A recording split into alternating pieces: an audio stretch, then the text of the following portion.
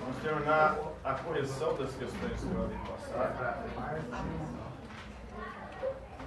Além disso, tem passar o trabalho e também olhar os cadernos tudo hoje. Temos que fazer o mais rápido possível. Onde a gente parou? Teoria do século XX, a principal coroa certa, que fez só as caras. A psicanálise, nós já falamos dela, né, do Freud.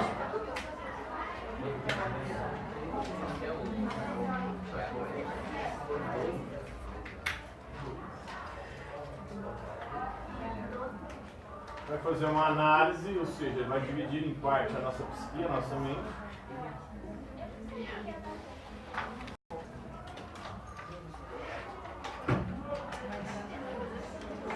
Vai dizer que ela é como um iceberg. O iceberg, a menor parte dele é a que fica fora da água, o que ele chama de ego, a consciência, a nossa razão. Segundo ele, o que nos move não é a nossa consciência, a nossa razão, o nosso eu, mas o inconsciente.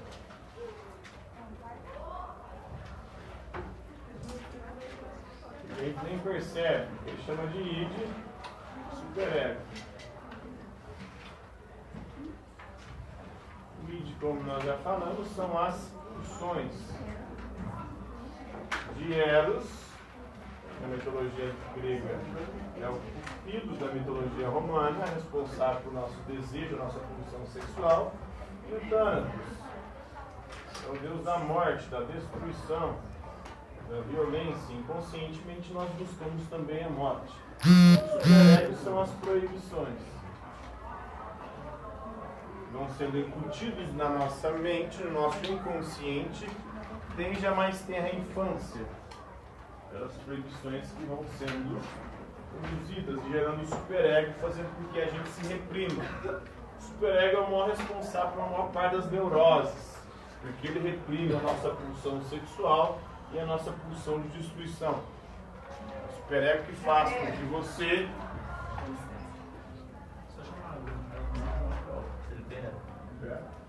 O superego que faz com que você, na hora que dá vontade de quebrar a cara daquela pessoa, não faça isso. Por quê? É incutido em você que você não pode. É a mesma coisa com a questão do apetite da pulsão sexual. É o superego que faz com que você reprima esse desejo.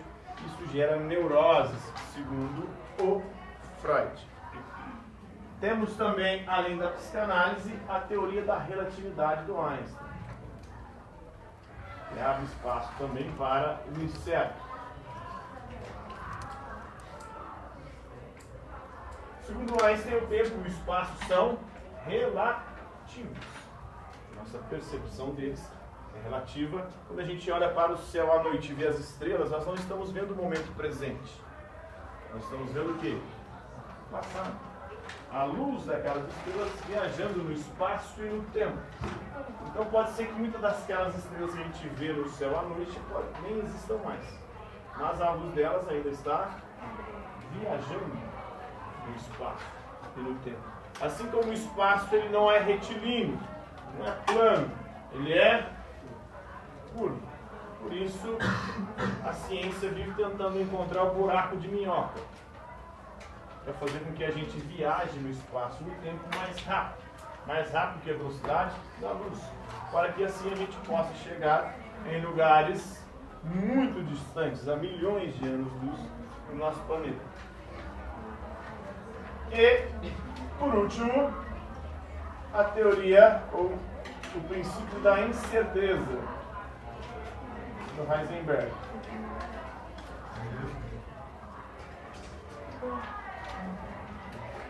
Esse princípio trabalha com a questão da física quântica, com o mundo subatômico, ou seja, a realidade dos elétrons, dos prótons, dos nêutrons, dos quarks. E, segundo esse princípio da incerteza do Heisenberg, no mundo subatômico, no mundo microscópico, não é possível você estabelecer a posição e a velocidade de um elemento ao mesmo tempo. Se você acerta a posição de um elétron, você não vai acertar a velocidade. Se você acerta a velocidade de um elétron, você não vai conseguir identificar a posição. Então, esse é o princípio da incerteza do Heisenberg. Então, isso coloca em xeque o nosso conhecimento sobre o mundo subatômico. A teoria da relatividade coloca em xeque também o nosso conhecimento, a nossa noção de espaço e tempo, e também a realidade macrocósmica. E a psicanálise vai dizer que nós não somos senhores nem da nossa própria vida. Nós não temos controle nem do nosso próprio eu. Quem manda em nós são os nossos instintos, as nossas pulsões inconscientes. Tudo isso gera essa incerteza, abre espaço para a incerteza. Próxima questão.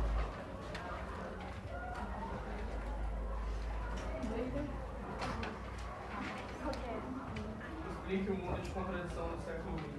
O mundo de contradição do século XX. Ao mesmo tempo que a ciência está resolvendo um monte de problema humano, criando vacinas, antibióticos, fazendo com que a agricultura se torne mais eficiente, trazendo tecnologia como a luz, a energia elétrica, a energia nuclear, a geladeira, as telecomunicações, tudo isso se desenvolvendo, mas ao mesmo tempo, a mesma ciência que gera todas essas coisas e tornaram a vida do ser humano melhor, ela está colocando em risco a própria existência da humanidade. Combatendo os vírus e as bactérias com antibióticos e com vacinas, o que ela está fazendo, a ciência? Transformando os vírus e bactérias em cada vez mais mais fortes, mais resistentes. Porque pelo processo evolutivo só vai transmitindo os seus genes para as próximas gerações aqueles que resistem às vacinas e aos antibióticos. A mesma coisa no campo da agricultura. Quando você vai combater as pragas com veneno, você vai transformando as pragas em cada vez mais resistentes. A energia nuclear que prometia resolver o problema energético da humanidade também fez com que se desenvolvessem as bombas nucleares. Na Primeira Guerra usaram armas químicas, como o gás de mostarda. E agora o grande risco é uma guerra biológica, ou seja, espalharem vírus e bactérias assassinas na água, no ar, para destruir inimigos. Então essa ciência que ao mesmo tempo trouxe progresso, melhorou a nossa vida, nos coloca o risco da própria destruição da espécie. Então essa é a contradição.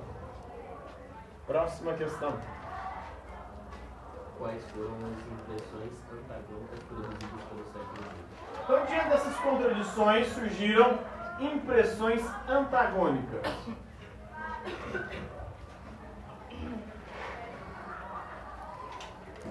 De um lado, aqueles que vêm com otimismo. Tudo isso. Eles acreditam que a humanidade terá capacidade de resolver esses problemas que ela mesma está criando. Outros já veem isso com pessimismo. Acreditam que a humanidade está cavando a sua própria cova. Está acelerando o seu próprio fim. Está caçando a sua própria extinção. Próxima questão. O que foi existencialismo? O que foi o existencialismo? Corrente filosófica do século XX.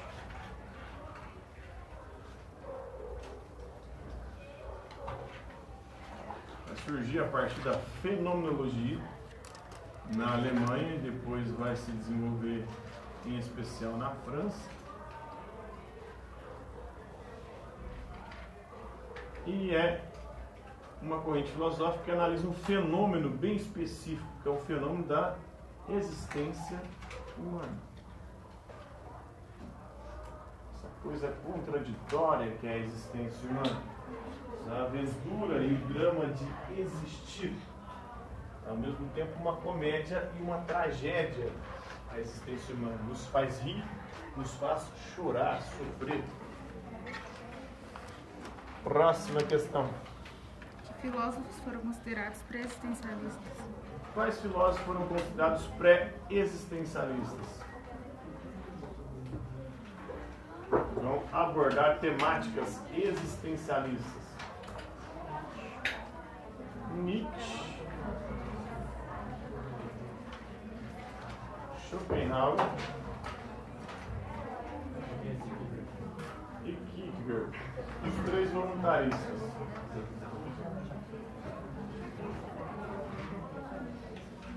Porque eles vão trabalhar a questão da angústia, da liberdade e inúmeros outros temas depois mais aprofundados pelo existencialismo. São considerados, né? E quem faz essa denominação é posterior. O estudo da história da filosofia posterior vai os chamar de pré-existencialistas. Por quê? Porque eles abordam temáticas que os existencialistas vão abordar no século XX. Como a questão da angústia, o que vai falar da angústia, que nasce da nossa liberdade, depois o Sartre vai falar disso. O Heidegger vai falar sobre como nós também vivemos angustiados porque percebemos que não vivemos uma existência autêntica. Então esse tema já era trabalhado, o sofrimento, a angústia, por Nietzsche, Schopenhauer e Kierkegaard. Próxima questão. Quem foi Albert Camus e o que defende? Quem foi Albert Camus? Camus, sim. Camus, mas pronuncia-se Camus. O francês é uma língua muito peculiar. Ele é argelino, mas viveu uma parte da sua vida na França, né? No século XX. Também um existencialista, e ele vai dizer que a existência humana é um grande absurdo. O que significa isso? Que a existência humana não tem sentido. E a prova de que a existência humana não tem sentido é que a gente vive buscando um sentido para a vida. Se tivesse um sentido, todo mundo saberia que sentido é. Como cada um estabelece um sentido diferente, isso prova que a existência humana não tem sentido algum. Para alguns, o sentido da existência é Deus, a religião. Para outros, o sentido da existência é ganhar dinheiro. Para outros, o sentido da existência é o sexo. Para outros, a violência, a destruição. Cada um vai colocar o sentido da vida numa coisa diferente. Isso prova que ela não tem sentido, que a existência humana é um grande absurdo e que os sentidos que a gente inventa nada mais são do que muletas que a gente cria para poder suportar a existência humana. E por isso ele vai dizer que a única postura digna, ou a única questão filosófica digna desse nome, é a questão do suicídio. Eu devo ou não suicidar? Se a existência humana não tem sentido, para que eu devo viver? Ele vai dizer que esse é o grande desafio da existência humana, viver uma vida sem sentido. Por isso a única postura digna do homem diante do absurdo que é a existência é a revolta. O homem revoltado é aquele que busca destruir, desmascarar todos os sentidos que ficam inventando para a existência humana por aí, né? Ele vai dizer que a existência humana é como um mito de Sísifo. Vocês conhecem o mito de Sísifo? Sísifo foi condenado por desafiar os deuses a carregar uma rocha para o alto de uma montanha. Ele carrega todos os dias. Quando ele chega lá no alto da montanha, ele rola a montanha abaixo com a pedra e tem que começar tudo de novo. Todos os dias ele tem que fazer esse trabalho. Foi isso que aconteceu com nós ontem à noite. Ontem à noite nós chegamos no alto da montanha com a rocha. Durante a noite nós rolamos montanha abaixo, agora estamos começando tudo de novo. Para que fazer isso? Para que estar com a escola? Para que trabalhar tanto? Para que fazer as coisas que nós fazemos? Os índios viviam muito melhor do que a gente, trabalhava bem menos, viviam muito mais boa. Claro que não tinha uma vida tão longa como a nossa, mas não viviam trabalhando, não tinham escola e viviam de boa ali com a natureza, coletando, pescando, caçando aquilo que iria manter a sobrevivência deles. Por que a gente ficou inventando esse tanto de coisa que a gente inventou para a gente mesmo não suportar? A escola, o trabalho, E viver reclamando, né? Eu não aguento mais esse tanto de trabalho de escola, esse tanto de prova para estudar, esse tanto de coisa para fazer, trabalhando igual no meu caso, manhã, tarde, noite, não condenado. Para que isso? Para que essa merda? Essa era a única postura digna para o ser humano, segundo Albert Camus, porque a existência humana não tem sentido. Tem um cara que ficou muito famoso com isso, né? O Felipe Neto. Primeiro show dele chamava Não Faz Sentido. Agora depois já foi mudando, agora está trabalhando mais em questão de sentido. Mas. Ué? Ele criticava em tudo e todo mundo, né? Cresceu fazendo isso, agora trabalha com uma coisa que ele viveu criticando. Aí depois que você não pode ouvir. Não pode botar. O dinheiro, né? Twitter. Só que pelo Twitter. O dinheiro corrompe tudo. No YouTube também funciona não. No Twitter ele vai. No Twitter ele é mais livre, no YouTube ele não fala não. Josi. Próxima questão. O que foi fenomenologia e qual sua influência sobre o existencialismo? O que foi a fenomenologia?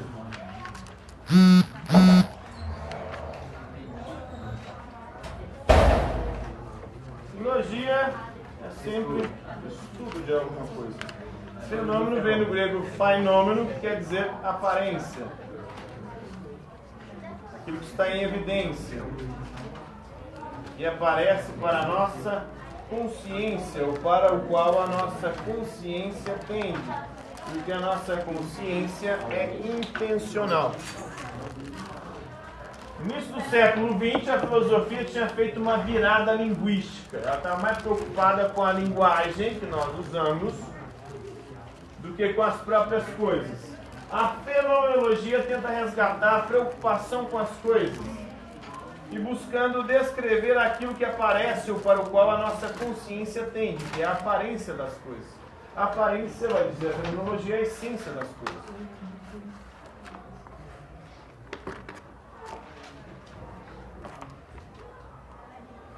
Edmund Russell é o fundador do método fenomenológico, que vai ser usado pelos existencialistas para descrever a existência humana. Agora acaba de vir. É. H-U-S-S-E-R-L. Russell. Alemão, né? Alemão. Cerveja também. Apesar de que a cerveja não é invenção alemã, né? Invenção segundo os estudiosos egípcios. Mas o processo de fermentação é tão antigo quanto a humanidade. Próxima questão. Quem foi Martin não sei o quê? Eles aprimoraram, né? Martin. É igual a pizza. A pizza, segundo muitos, foi inventada na China, mas os italianos aprimoraram. Marco Polo, na Idade Média, quando ele foi para lá, ele trouxe a pizza para a Itália. Os italianos aprimoraram. Oi? Não se falou o nome não. Martin Rey não sei o quê. Heidegger. Martin Heidegger.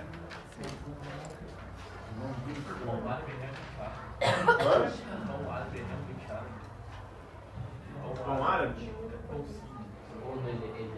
É daquela região lá, né?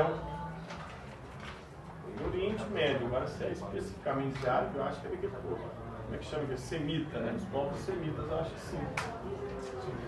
Porque os judeus fazem aquele tipo de pão, os árabes, o povo do Oriente Médio ele faz aquele pão. É porque o povo francês não trouxe pão.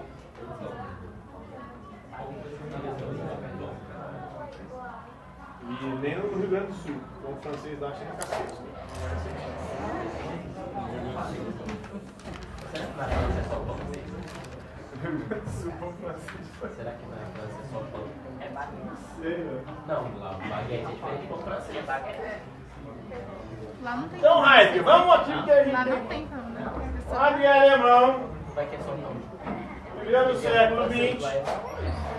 Ele é considerado um existencialista, mas ele não aceitava esse nome.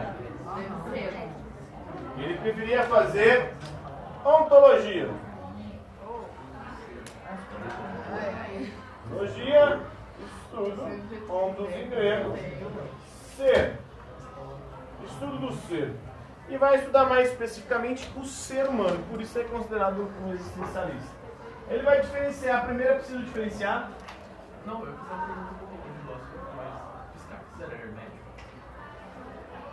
Ele que se entende por hermético, né? Por hermetista.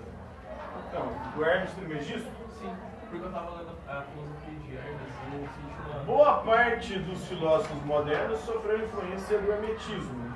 Eles acreditavam naquela época que os escritos que eles encontraram eram dessa figura mitológica. Hoje a ciência já sabe que esses escritos não são de Hermes Trismegisto. Né? O período antigo de transição da antiguidade para a Idade Média, e alguém forjou e colocou esse nome aí, criou-se toda uma figura mítica, sagrada em cima desse sujeito, o Hermes Trismegisto, que, segundo alguns, provavelmente não tem existido. Né? Mas, cara, existia uma linha de Hermes Trismegisto antigo e foi trazida para a Grécia antiga. Sim, mas é tudo figuras meio que mitológicas, né, que atribuem a eles fenômenos, fatos, ações miraculosas, chamados tamaturgos. O próprio Jesus é uma figura assim. Vários outros indivíduos da história da antiguidade atribuíam-se a eles coisas impossíveis para o ser humano comum. Porque o que acontece? Como os registros eram muito posteriores, enquanto não passava da tradição oral, de boca a boca, para o escrito, esse tempo demorava pra caramba. Os evangelhos que a gente tem, o evangelho mais próximo de Jesus é o evangelho de Marcos, que foi escrito 30 anos depois da morte de Jesus.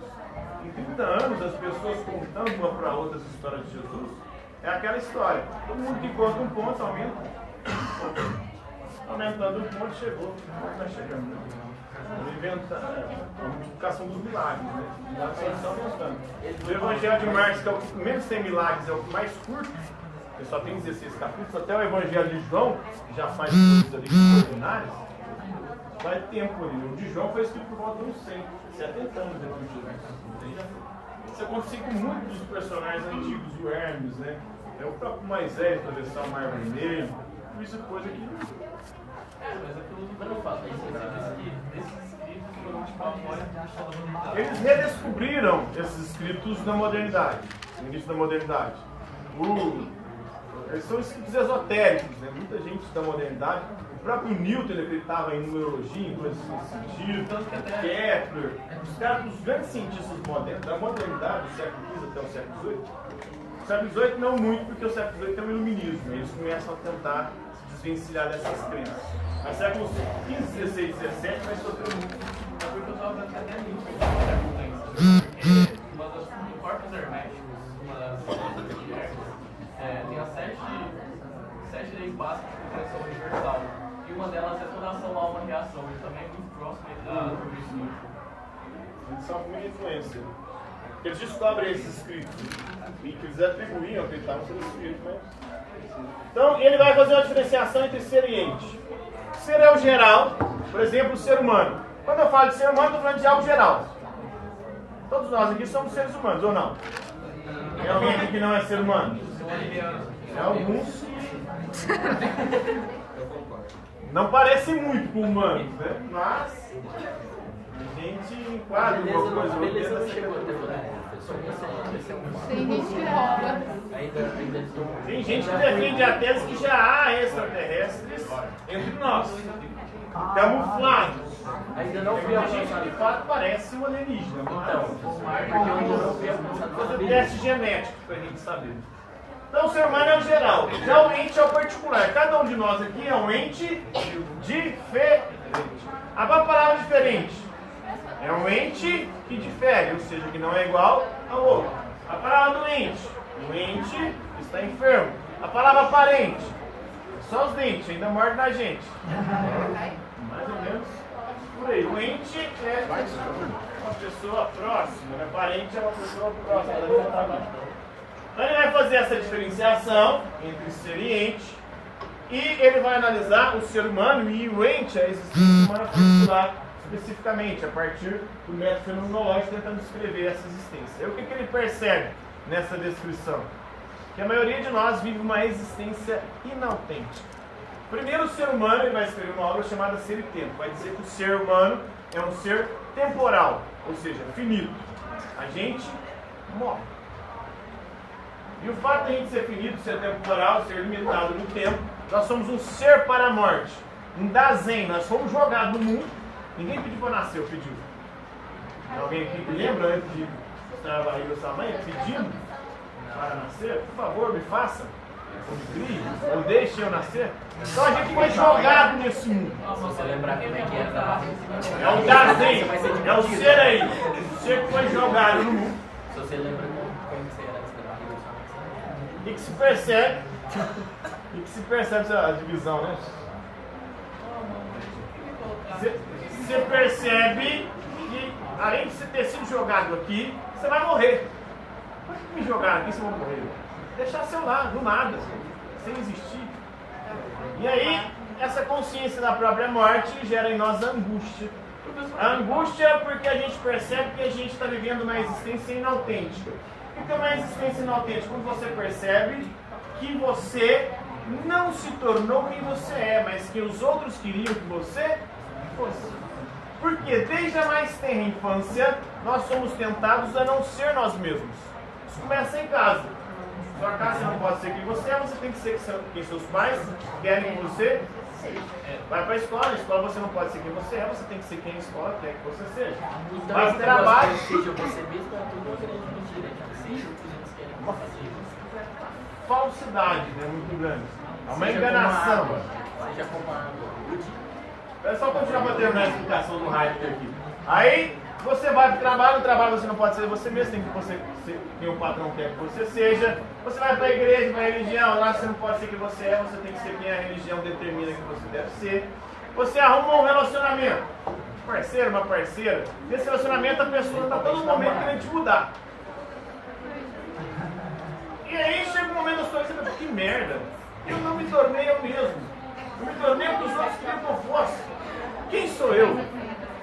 Eu não sou isso. Isso gera angústia. A angústia é importante no processo para você buscar uma existência autêntica. É buscar ser você mesmo. E não o que os outros queriam que você fosse ou projetaram para você. Então esse é o grande dilema da existência humana. Nesse sentido, se a gente colocar na vida do feijão para nascer e eventualmente morrer, o suicídio perde o sentido.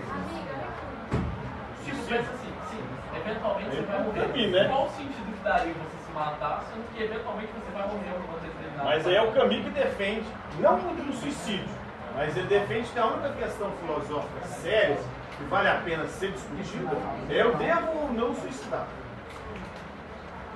Porque se não tem sentido, o que eu vou ficar fazendo aqui? Mas se você morrer vai fazer diferença? Então o suicídio não é. Vai pelo menos te livrar do sofrimento. Mas o sofrimento realmente faz diferença. Para alguns sim, né? Tanto que muitos, por conta desse sofrimento, preferem tirar a vida e continuar a sua própria existência. Para cessar o sofrimento. Porque a dor é tão grande e insuportável que ele fala, é melhor morrer. Eu vou sentir a dor só uma vez, né? Só na morte. Ficar prolongando esse sofrimento, parcelando ele, né, em anos. A gente parcela as compras hoje em dia em meses, né? O sofrimento daquele que quer suicidar vai sendo parcelado em anos.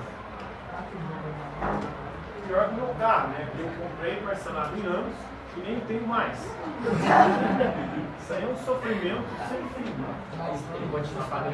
Mas não continuar pagando essa merda. Pior ainda. Vamos fazer. Nossa Senhora.